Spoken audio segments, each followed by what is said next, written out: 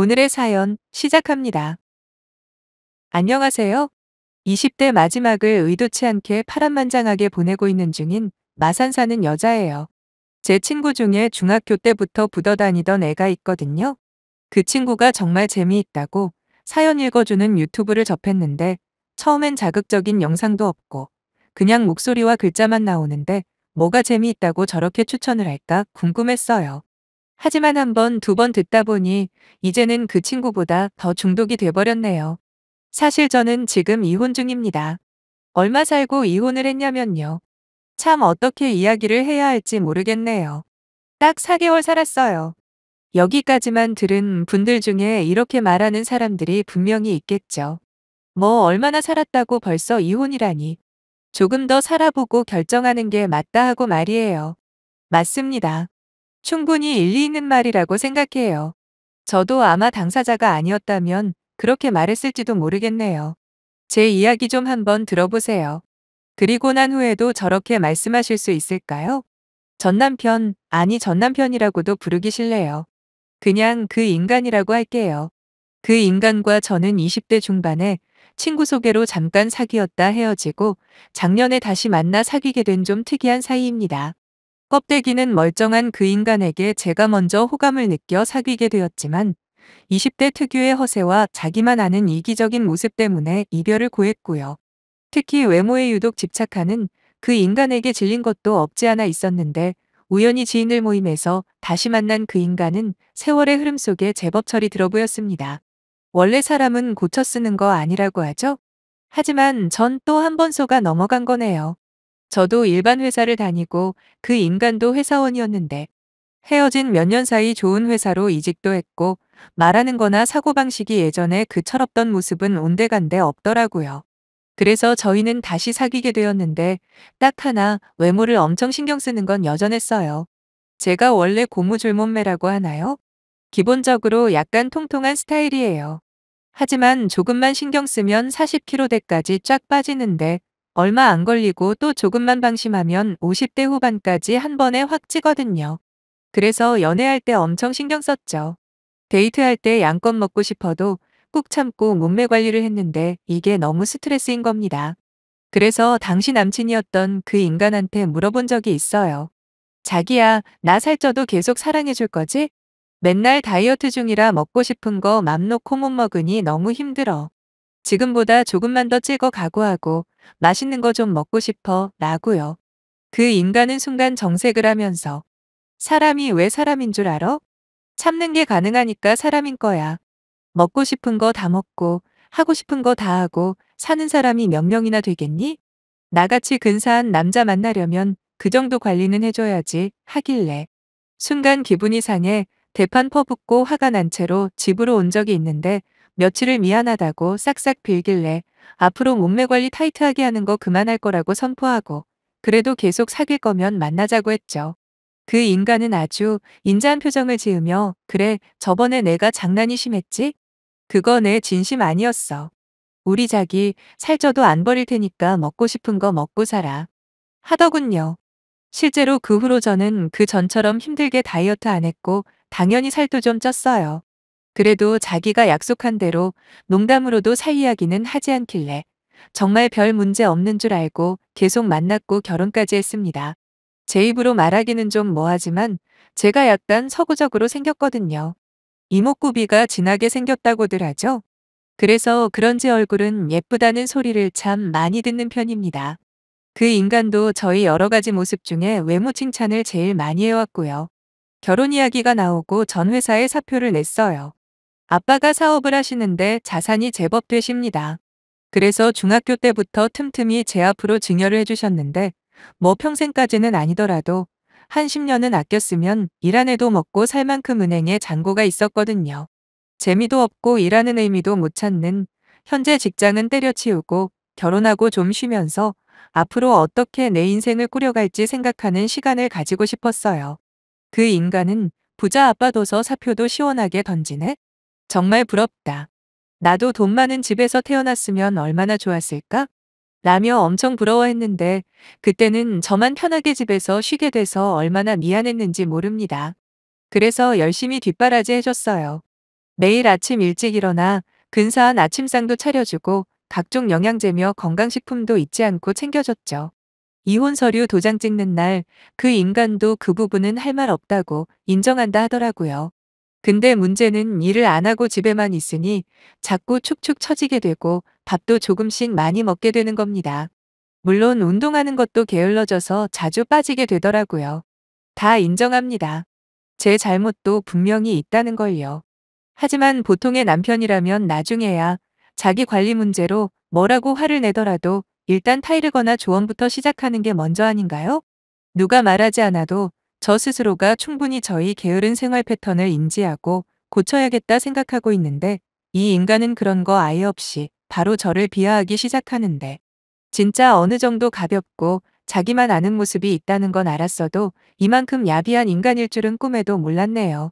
사실 결혼하고 3개월 정도 흐르고 몸무게를 확인해 보니 약 3kg 늘었더군요. 어떤 분들은 3kg 가지고 뭘 그리 유난을 떠냐 하실지도 모르겠지만 전 일단 살이 찌면 얼굴부터 쪄서 바로 표시가 나거든요. 이대로는 안 되겠다 싶어서 그날로 바로 헬스장 끊고 저녁부터 운동을 시작했죠. 그리고 오랜만에 시댁 식구들이 한자리에 다 모이는 날이었습니다. 시어머니 생신날이었거든요. 솔직히 시댁 문제로 힘든 적은 한 번도 없어요. 그만큼 교양 있고 상식이 바른 분들이라 며느리라고 여기 올라오는 사연들 속의 시어머니나 시아버지처럼 말도 안 되는 사건을 일으키실 분들이 절대 아닙니다. 무난하게 고깃집에서 고기를 구우며 이런저런 대화를 하는데 아니 글쎄 그 인간이 고기를 집으려는 제 젓가락을 뺏는 거 아니겠어요? 그러면서 한다는 말이 고기 몇 점 먹었어? 그만 먹어 이제. 나 인내심에 한계가 온 것 같거든? 자기는 스스로 관리가 안 되니까 내가 이제부터 관리해 줄게. 오늘은 그만 먹어. 하는 거예요. 시부모님부터 시누이까지 이게 무슨 일인가 싶어 저와 그 인간을 번갈아 보더라고요. 진짜 쪽팔려 죽는 줄 알았습니다. 그래서 대충 별일 아니라는 듯 웃으며 제가 요즘 살이 쪄서 이 사람이 장난치는 거라고 무마하려고 했죠. 하지만 역시나 그 인간은 또 특유의 정색을 하며 장난 아닌데? 자기 몸을 봐. 이게 장난 같아? 차라리 장난이었으면 좋겠다. 아니 저게 몸이야 고기 덩어리야? 하는데 제가 왜 그랬는지 아직도 이해가 안 가지만 그 인간 뺨을 때려도 모자를 파네 전 그만 눈물을 흘려버렸네요. 그때부터 아수라장이 펼쳐졌어요. 시부모님은 그 인간에게 자기 와이프한테 할 말이 있고 못할 말이 있는 거다. 그리고 그렇게 불만이었으면 단 둘이 있을 때 따로 이야기하는 게 맞는 거지. 지금 가족들 다 모인 자리에서 뭐 하는 짓이냐고 막 뭐라고 하시더라고요. 그때 제가 먼저 나서서 따졌어야 하는데 지금까지도 후회가 됩니다. 시누이도 제 편을 들며 오빠 미쳤어? 요즘 세상에 아무리 결혼한 사이라 해도 사람한테 고기 덩어리가 뭐야? 그리고 언니 예쁘기만 한데 요즘은 너무 삐쩍 말라도 별로야. 오히려 없어 보이거든. 새언니 정도면 딱 좋은데 뭘 그래? 빨리 언니한테 사과해. 라고 하면서 제 편을 들어주더군요. 솔직히 온 가족들이 이 정도로 몰아붙였으면 한마디 사과는 할 줄 알았습니다. 하지만 남편은 전혀 반성할 기미도 없이 내가 틀린 말 한 거 있어? 살 뒤룩뒤룩 쪄서 쪘다고 한 거고 게을러서 이제부터 내가 관리할 거다 그런 건데 왜 나만 가지고 그래? 그러면서 자리를 박차고 나가버리더라고요. 얼마나 큰 소리로 말했던지 식당 안에 손님들이 일제히 저를 바라보는 게 느껴졌어요. 그것도 제 몸을 아래 위 훑는 아저씨들의 시선이 느껴졌을 땐 정말 죽고 싶더라고요. 그렇게 남편 없는 어색한 시댁 식구들과의 식사 시간이 끝나고 집에 갔는데 이 미친 인간이 아무 일 없었다는 듯이 편하게 거실 소파에 누워 TV를 보고 있는 게 아니겠습니까? 바로 TV 끄고 따졌어요. 아까 식당에서 그거 뭐 하는 거냐고 할 말이 있으면 나한테만 따로 말하지 뭐 좋은 자랑거리라고 안 그래도 서먹서먹한 자리에서 날 개망신을 줘? 안 그래도 살 빼려고 헬스장도 끊었고 독하게 다시 빼려고 하는데 남들 앞에서 나보고 고기 덩어리? 정말 어이가 없네. 당장 사과해. 라고요. 제 이야기는 듣는 둥 마는 둥 하더니 그 인간은 다시 TV를 켜고 저를 투명인간 취급하는데 화가 머리끝까지 나서 그 인간 손에 들고 있던 TV 리모컨을 뺏어서 벽에 던져 깨버렸더니 그제야 저를 바라보며 한마디 하대요. 열내지 마. 이게 다 자기 위해서 그러는 거야. 원래 최고의 다이어트는 욕먹는 거라고 하잖아? 자존심을 팍팍 자극해야 기를 쓰고 살 뺄 거 아냐. 지금 당신 모습을 좀 봐. 솔직히 말해서 돈이나 좀 있으니까 데리고 살지 안 그랬으면 벌써 헤어졌지. 아무튼 자극이 충분히 된 것 같으니 앞으로 운동 열심히 해. 나중에 나한테 고맙다. 인사 안 해도 된다면서 깐족깐족 거리는 남편을 보며 결심했습니다. 이 인간과 결혼 생활은 이제 끝이라고 말이죠. 마음 같아선 당장이라도 이혼 서류 떼와서 진행하고 싶었지만 이상하게도 그건 싫더라고요. 이대로 고기 덩어리라는 말까지 들은 마당에 좋게 이혼해주고 싶은 마음도 없었고 아쉬울 거 하나 없어 보이는 저 오만방자한 얼굴이 일그러지는 걸 꼭 보고 이혼해도 늦지 않겠다 싶었던 거죠. 그래서 그날부터 그 인간과 화해한 상태로 그렇게 한 달을 살았습니다. 하루 5시간 자고 나머지 모든 시간은 운동만 했어요. 물론 그 인간과는 겸상도 안 했고요. 각자 밥 챙겨 먹고 돈도 따로 썼어요. 저와 관련된 비용은 하나도 빠짐없이 제가 해결했습니다. 그러자 이상하게 여긴 그 인간이 그만해 이제 내가 생각이 좀 짧았던 것 같아. 난 자기 위해서 충격요법을 쓴 건데 미안해. 라고 사과 같지도 않은 사과를 했지만 그냥 시간을 달라고만 말하고 잠도 따로 밥도 따로 완전히 남남처럼 한 달을 지내며 살만 뺀 결과 결국 결혼 전보다 더 탄탄한 몸매를 얻게 되었습니다. 사실 제가 결혼 전에 하던 관리 방법은 무조건 안 먹고 빼는 거였는데 이게 정말 안 좋은 게 살은 빠져도 피부가 늘어나더군요. 거기다 힘은 힘대로 없고 짜증도 많아지고요. 하지만 먹을 거 먹으면서 순수하게 운동으로 살을 빼다 보니 오히려 건강도 더 좋아지고 긍정적인 기운이 솟구쳐 오르는 게 완전히 다른 내가 되는 느낌이랄까? 제 변화를 모를 리 없던 그 인간은 조금씩 제가 말을 거는 횟수도 늘고 뭐가 요구하는 날도 많아지더라고요. 살쪘을 때는 아예 쳐다도 안 보더니 말이에요. 당연히 저는 다 거절을 했어요. 그러자 급기야 승질을 내면서 그 인간이 너무 관계를 기피해도 이혼 사유가 되는 거 모르냐며 따지길래 아무 상관없으니 하고 싶은 대로 하라고 하고 무시했습니다. 그리고 저는 평소 하고 싶었던 인스타그램과 각종 온라인 활동을 시작했습니다. 주제는 당연히 몸매 관리나 운동법이었는데 생각보다 인기가 좋더라고요. 아무래도 저처럼 빠른 시간 내에 효과를 보는 경우가 드무니 더 열광을 하는 것 같아요. 그렇게 팔로우 수가 늘다 보니 여기저기서 DM으로 제 연락처를 물어보거나 작업을 거는 남자들이 많아졌어요. 저는 이때다 싶어 일부러 그 인간 보는데 폰을 두고 다녔죠.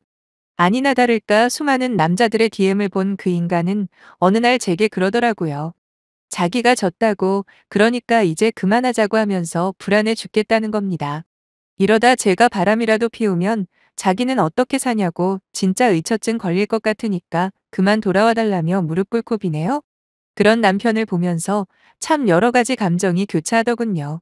이런 인간을 내가 평생 믿고 함께 살려고 했었다니. 내 눈도 참 삐꾸 중에 삐꾸구나 싶기도 하고 진작 이렇게 사과했으면 얼마나 좋았을까라는 생각도 했습니다. 하지만 내가 이렇게까지 안 했으면 그 인간은 절대로 사과하는 일 없었을 겁니다. 3달 만에 3kg 쪘다고 시댁 식구들 앞에서 고기 덩어리라고 말한 남편과 과연 계속 살 수 있는 사람이 있을지는 모르겠지만 전 아닙니다. 제가 돈이 없는 것도 아니고 직장을 못 구하는 것도 아닌데 왜 자기 아내에게 배려심이라고는 아무리 찾아봐도 없는 이런 냄새나는 인간 말종이랑 제가 왜 살아야 하는지 도무지 이유를 못 찾겠더라고요. 그 인간 무릎 꿇은 그날 전 짐 싸서 친정으로 와 있습니다. 얼굴도 보기 싫어서 이혼 서류는 우편으로 보냈고요. 합의 이혼이던 이혼 소송이던 난 무조건 이혼할 거라고 전달하고 지금 일주일인가 지났네요. 아빠 엄마는 제 이야기를 듣고 엄청나게 화를 내시면서 혹시라도 다시 같이 살 생각이면 그날로 호적에서 파버린다고 하실 만큼 단호하십니다. 물론 저 역시도 마찬가지고요. 그 인간은 지금까지 딱 2번 빌러 찾아왔는데 바로 아빠한테 멱살 잡혀 다 끌려나갔어요. 돈도 돈이고 확 달라진 제 모습에 미련을 못 버리는 것 같은데 그래봐야 소용없다는 걸 모르나 봐요. 이래도 4개월 만에 이혼을 결심한 제가 잘못된 결정을 내린 거고 더 참고 살아봤어야 한다고 생각하시나요? 아닌 거 맞죠? 그리고 전 앞으로 남자를 만나게 될지 안 만나게 될지는 잘 모르겠지만 다이어트 평생 안 할 겁니다. 그냥 찌면 찌는 대로, 빠지면 빠지는 대로 있는 그대로의 저를 사랑해주는 사람 아니면 절대로 안 만날 거예요. 부디 별탈 없이 깔끔하게 이혼녀 타이틀 달 수 있게 많은 응원 부탁드립니다.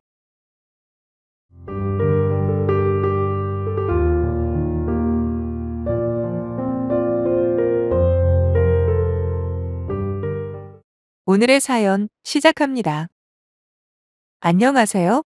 저는 20대 후반의 여성입니다.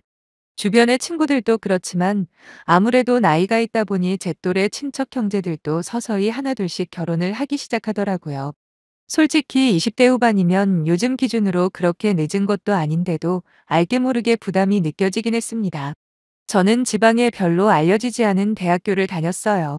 괜히 추석이나 설날에 친척 형제들과 대학교 어디 갔나로 비교당하고 졸업 후에는 그 정도 스펙으로 중소기업에는 들어갈 수 있겠냐 등등 쓸데없는 걱정들 때문에 골치였는데 그래도 제법 괜찮은 회사에 들어가게 되었어요.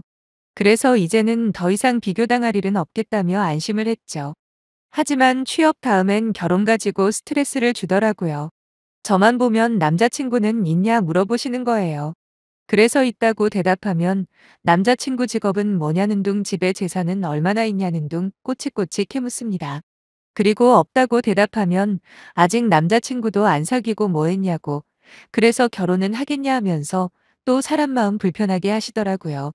그나마 저희 부모님은 그런 친척들과는 달리 웬만한 건 저한테 맡기시는 편이었어요. 그런데 제가 늦은 나이라고 생각하지는 않지만 저랑 나이가 가장 비슷했던 친척 언니가 결혼을 하고부터 저희 부모님 역시 결혼 이야기를 꺼내기 시작하시더군요. 불행인지 다행인지 저한테는 3년이라는 긴 시간을 사귀어온 남자친구가 있었어요. 처음부터 결혼을 전제로 만난 건 아니지만 하도 오래 만나다 보니 어느덧 저희들은 이러다 우리 결혼까지 하는 거 아니냐 라는 농담 섞인 말들도 주고받게 되었죠. 알고 보니까 남자친구도 저처럼 부모님을 포함해서 주위 사람들로부터 언제 결혼할 거냐는 압박이 제법 있었던 모양이더라고요. 그러다 보니 자연스럽게 비록 구체적이지는 않지만 조금씩 결혼 이야기가 나오기 시작했고 결국 양가 부모님께 인사를 드리는 단계까지 갔습니다. 물론 청혼을 받거나 본격적인 결혼 준비를 하지는 않았지만 저나 남자친구 둘 사이에 이미 암묵적인 동의 같은 게 있었어요. 이게 연애만을 생각하며 살다가 막상 결혼을 전제로 사귄다는 생각을 하니 남자친구가 조금 달라 보이는 거예요. 당연히 남자친구 부모님도 마찬가지고요. 뭔가 책임감 같은 것도 느껴져 자주는 아니자만 가끔씩 남자친구 부모님과도 외식을 같이 하거나 했어요. 그때는 마냥 좋은 분들이시구나 했는데 결혼은 현실이라는 말이 이제와 뼈저리게 와닿네요. 그리 오래되지 않은 얼마 전 일입니다. 남자친구가 큰 집에서 가족들 모임이 있는데 저보고 거기를 같이 다녀오지 않겠냐는 겁니다. 어차피 부모님에게 인사도 드린 상태고 데이트도 할 겸 거기 다른 어른들에게도 저를 자랑하고 싶다는 남자친구의 말에 함께 따라 나서게 된 게 화근이었네요. 솔직히 제가 남자친구 부모님을 좋게 본 것처럼 남자친구 부모님 역시 저를 아주 괜찮게 보셨거든요. 은연중에 하시는 말씀을 들어보면 저를 거의 며느리로 확정하신 것 같은 느낌을 받을 때가 많았습니다.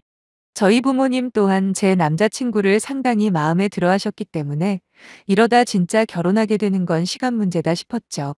그래서 남자친구 말 맞다나 미리 얼굴 도장 찍어 놓는 것도 나쁘지 않겠다는 생각에 따라가기로 결심했습니다. 남자친구는 이미 월차 신청을 해서 별다른 어려움이 없지만 저는 갑작스럽게 결정한 거라 회사에 아쉬운 소리를 해야만 했거든요. 그런데 직장에서 저와 가장 친한 언니가 그러는 거예요. 결혼도 안 했는데 거길 왜 가냐고요. 저는 어차피 조만간 결혼하게 될 텐데 미리 가서 얼굴 트는 게 그렇게 이상한 거냐 물어봤죠. 그랬더니 남자 쪽 가족들하고는 어찌되었든 적당히 거리 두고 최대한 안 볼 수 있으면 그게 최선이라고 하더라고요. 사실 그때는 언니가 그저 예민하게 반응한다고 생각했고 그게 무슨 뜻인지 정확하게 잘 몰랐는데 지금은 너무도 이해가 잘 되네요. 하지만 아이러니하게도 제가 언니의 경고를 무시하고 기어코 큰 집에 따라가지 않았다면 오히려 더 큰 불행이 찾아왔을 거라는 겁니다. 만약에 제가 언니 말을 듣고 남자친구랑 거길 가지 않았다면 앞으로 말씀드릴 그때 그 일도 안 겪었을 테도 그럼 지금쯤 결혼 준비를 하고 있을지도 모르거든요. 아무튼 천만다행이라고 생각해요. 평소 같으면 편하게 월차를 썼을 테지만 그 무렵 저희 팀원 모두 급하게 진행 중인 프로젝트가 있었어요. 저희 회사뿐만 아니라 다른 회사도 연관되어 있는 일이었기 때문에 그냥 하루 쉬라는 동료들의 배려에도 불구하고 저는 출근해서 하는 데까지 일을 했습니다. 대신에 퇴근을 조금 일찍 하고 저 혼자 따로 남자친구 큰 집에 가기로 했죠. 부랴부랴 제가 맡은 할당량을 마무리 짓고 출발을 했습니다. 회사를 나서는데도 언니는 저보고 자꾸 거길 왜 가냐는 식으로 만류를 했지만 철이 없어도 너무 없던 저는 그렇게 남자친구 큰 집으로 기어코 출발을 했죠.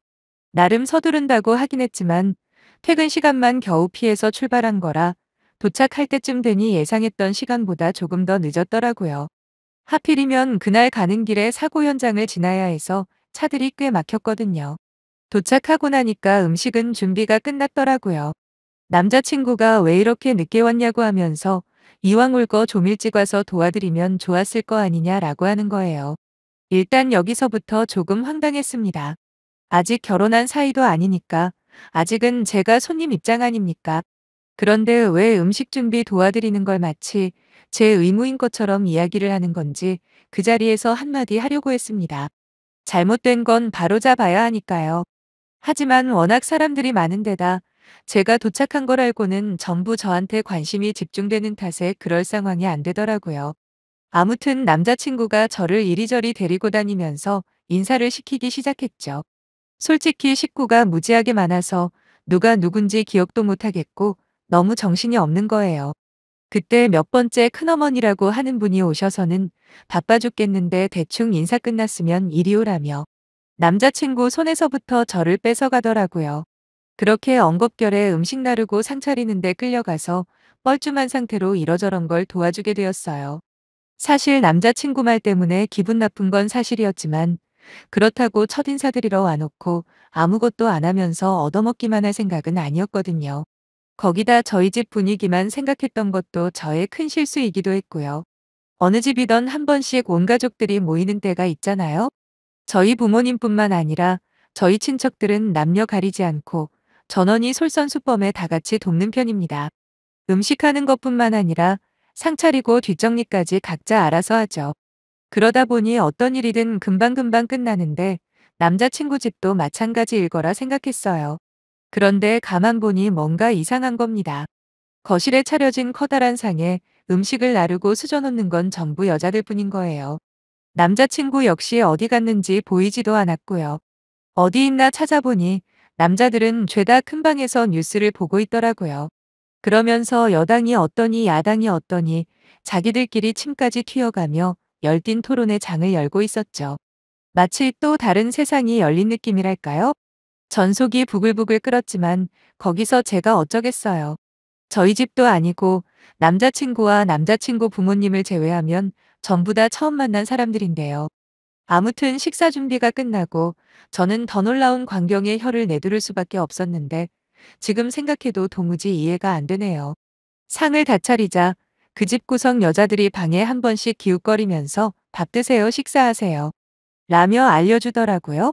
그런데도 방 안의 남자들은 그 말을 듣는 둥 마는 둥 하며 나오지도 않았죠. 보통 밥 차렸다 알려준 다음엔 각자 알아서 먹는 거 아닌가요? 저희 집은 그렇거든요. 물론 다 같이 앉은 상태에선 저희도 아빠가 먼저 수저를 드시면 그때 먹기는 합니다만 이건 경우가 다르잖아요. 하지만 여기 여자들은 남자들이 나올 때까지 수저도 들지 않고 그저 밥상만 쳐다보고 있더군요. 여전히 이 집 구석 남자들은 여자들이 번갈아서 밥 먹으라고 사정하다시피 해도 자기들이 보고 있던 뉴스가 끝날 때까지 10분을 넘게 나오지를 않는 겁니다. 하도 기가 막혀 가만히 보고만 있었더니 마침내 한두 놈씩 기어 나와서 식사를 시작했는데 밥은 먹는 둥 마는 둥 거기다 몇 명은 커다란 접시에 지들 먹을 거 대충 담아다가 다시 방으로 기어 들어가더라고요. 이번엔 축구 시합을 크게 틀어놓은 것 같은데 완전 분위기가 개판 5분 전이었네요. 정말로 밥상머리 교육이 아주 더럽더라고요.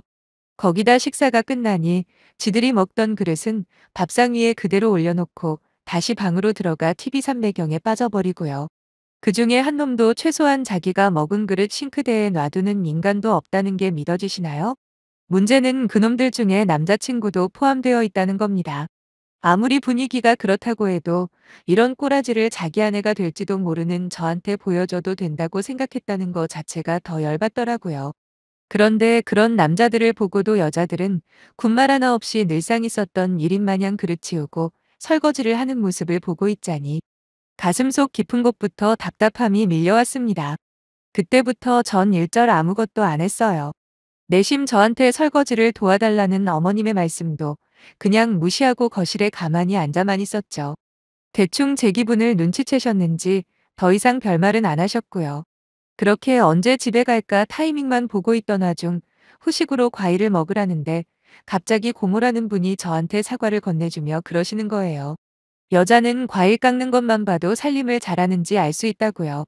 안 그래도 빡쳐 있는데 지금 불난집에 기름을 붓는 건가 싶어 눈 똑바로 쳐다보며 손재주가 없어서 과일은 잘 못 깎는다고 직설적으로 말했습니다.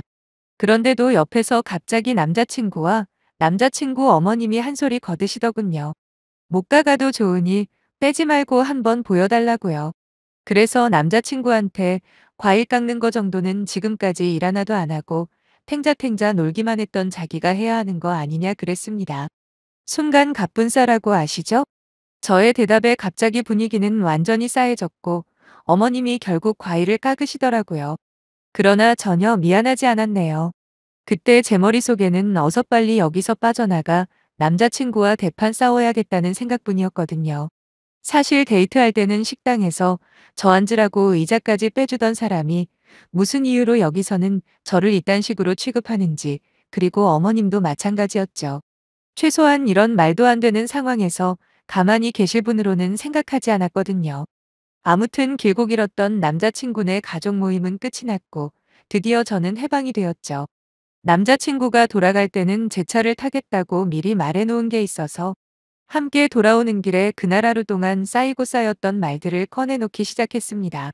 원래 같으면 남자친구 보고 운전하라고 했을 텐데 그날따라 뭔가 느낌이 왔는지 이상하게도 핸들을 넘겨주기가 싫어 제가 직접 운전해서 집으로 돌아오기로 했죠. 우선 남자친구한테 물어봤어요. 오늘 내 기분이 어땠을 것 같냐고요. 그랬더니 자기도 양심은 있었는지 허둥지둥 변명을 늘어놓더라고요.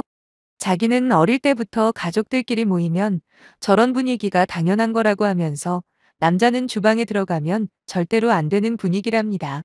그 말을 들으니까 정신이 확 들더라고요. 막말로 명절에 모인 것도 아니고 단지 가족 모임이 이 정도인데 나중에 제사라던가 큰 행사라도 있으면 거기서 혹사당할 제 모습이 눈에 선한 겁니다. 당장이라도 헤어질까라는 말이 목구멍까지 차올랐죠. 하지만 아직까지 남자친구의 생각을 직접 들은 건 아니니까 헛된 기대를 가지고 한 번 더 물어봤습니다. 그럼 그런 집안 분위기에 대해서 당신은 어떻게 생각하냐고요. 남자친구는 옳다 그르다 아무런 대답을 못하길래 제가 그랬어요. 나는 오늘 너무 충격을 받았다고 털어놓으며 만약에 결혼을 하게 되더라도 그딴 분위기에서 일을 할 바에 친척들 모이는 자리에는 아예 안 가겠다 말했더니 깜짝 놀라는 겁니다. 어차피 1년에 몇 번이나 된다고 그렇게 호들갑더냐. 솔직히 남들 다 아는 일 가지고 오버하지 말라고 하더군요. 그러면서 한다는 말이 정 힘들다 싶으면 자기가 아프다는 핑계를 대서라도 일 안 해도 되게 해줄 수는 있다고 말하는데 단지 며느리고 또 여자라는 이유만으로 제가 왜 아프지도 않은데 거짓말까지 해야 하죠? 전 더 이상 아무 말도 안 나오더라고요. 이제까지 좋게 봤던 남자친구의 모습이 모두 진짜일 수도 있어요. 하지만 집안일에 대해 저렇게 생각한다면 설령 결혼한다고 해도 절대 행복할 수 없다는 결론에 이르렀고 그때부터 남자친구가 뭐라 말을 걸어도 조용히 운전만 했습니다. 그러다 휴게소가 보이더라고요. 전 곧바로 휴게소로 들어갔죠. 남자친구는 분위기 파악도 못하고 고작 1시간밖에 안 남았는데 그냥 바로 가자고 궁시렁대고요. 한번 마음이 식으니 오히려 남자친구에 대해서 객관적으로 보이기 시작하는 겁니다. 이렇게까지 분위기 파악 못하고 지만하는 놈이었나 싶고 내가 왜 이런 덜 떨어진 놈이랑 결혼까지 생각했을까. 그저 제 자신이 원망스러울 뿐이었네요. 주차장에 차를 대는 동안까지도 입을 쉬지 않는 남자친구에게 당장 내리라고 했어요. 남자친구는 자기가 잘못 들었나 싶은지 방금 내리라고 한 거냐 되묻길래 저는 제대로 들은 거 맞다고 너 같은 놈하고 1분 1초도 같이 있고 싶지 않다고 했습니다. 그리고 구질구질하게 나한테 다시 연락할 생각하지 말라고도 해줬죠.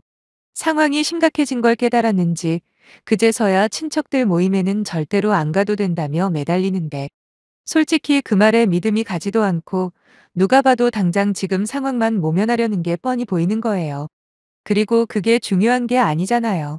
정작 내가 사려는 상품이 하자가 있어서 반품을 하려는데 무슨 포장지만 바꿔준다고 해결이 되나요? 아내 알맹이가 바뀌어야죠. 아무튼 저는 남자친구에게 지금 안 내리면 이 사람 많은 휴게소에서 소리라도 질러서 아주 경찰까지 부를 거라고 협박을 했죠. 그랬더니 저한테 막말을 하면서 차에서 내리더군요. 남자친구가 차에서 내리자마자 전차문을 잠그고 택시비에 보태 쓰라면서 10,000원짜리 한 장 던진 다음 바로 출발했습니다. 진짜 뒤도 안 돌아보고 미친 듯이 달렸던 것 같아요. 집에 돌아온 뒤로 남자친구한테 한동안 연락이 올 줄 알았더니 자기도 딴에는 화가 많이 났는지 의외로 아무런 연락도 오지 않았네요. 제 입장에선 정말 다행이죠. 솔직히 그날 하루 제가 겪었던 그 시간들이 누구에겐 당연한 일상일 수도 있다는 사실이 제일 끔찍했습니다. 남자들은 방에서 TV 보고 편하게 쉬고 있는데 여자들은 마치 노예처럼 열심히 음식해다 바치고 그러는 모습이 아직도 눈에 생생하네요. 아무리 좋은 조건의 결혼이라 해도 제 발로 그런 집에 식모 노릇하러 들어갈 생각은 절대로 없거든요. 아무리 요즘 시대가 많이 바뀌었다고 해도 아직까지도 바뀌어야 할 문화나 관습들이 많이 남아있는 것 같아서 씁쓸하긴 하지만 저부터라도 조금 더 당당하게 맞서 싸우다 보면 언젠간 좋아지지 않을까요? 보잘것없는 제 이야기 들어주셔서 정말 감사하고 좋은 일들만 가득하시길 바랄게요. 감사합니다.